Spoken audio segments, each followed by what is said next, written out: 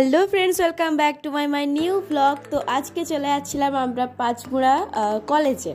তো যেহেতু আজকে ওখানে বসন্ত উৎসব ছিল, তো সেজন্য আমরা সকলেই যাচ্ছিলাম রেডি হয়ে। যেহেতু আমার কলেজ ছিল না, দিদিদের কলেজ ছিল, তো ওদের সাথে আমিও গিয়েছিলাম মজা করতে। ওখানে যে অনেক আনন্দ হয়েছে, খুব মজা করেছি আমরা। তারপর আমরা বাস স্ট্যান্ডে চলে এলাম টোটো করতে, মানে আমরা টোটো করে গিয়েছিলাম। এখান থেকে আমাদের যেহেতু অনেকটাই সামনে ছিল, তো আমাদের এখান থেকে টোটোয় করে যাওয়া যায়। তো তারপর আমরা সকলে মিলে একসাথে যাচ্ছিলাম, ওখানে দাদা ওরাও গিয়েছিল।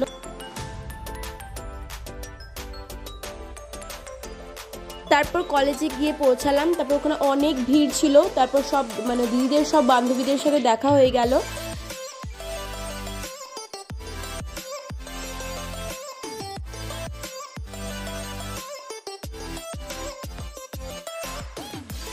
এখানে কলেজেরই সব স্টুডেন্টরা প্রোগ্রাম করছিল, সুন্দরভাবে অ্যারেঞ্জ করেছিল সেখানে।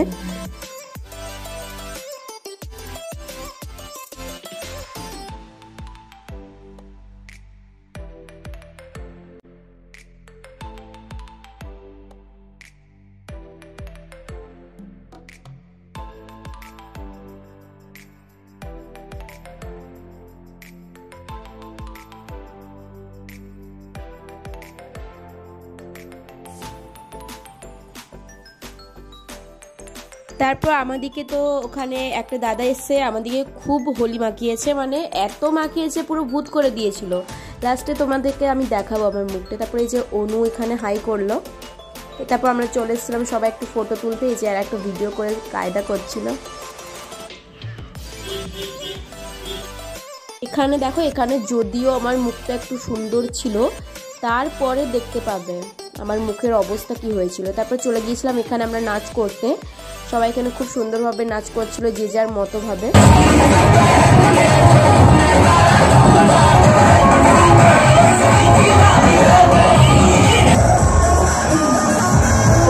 হয়েছে মাখানো। এই যে লাস্টে আমার অবস্থা কি হয়েছিল দেখো, মানে একদম পুরো ভূত হয়ে গিয়েছিলাম।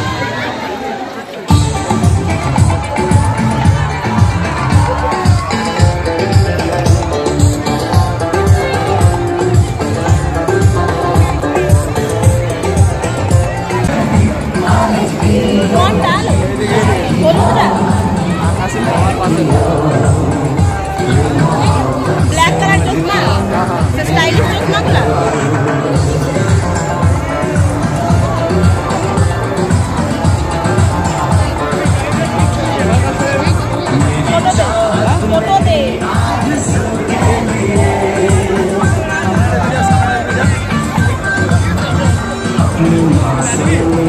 নাচার জন্য খুব জোর করছিল, বাট আমি নাচিনি। যেহেতু আমার কলেজ না, সেখানে আমার নাচাটা ঠিক না, অনেক সিনিয়র স্টুডেন্ট রয়েছে। তো তাও আমরা খুব মজা করেছি ওখানে, ওই নর্মালি।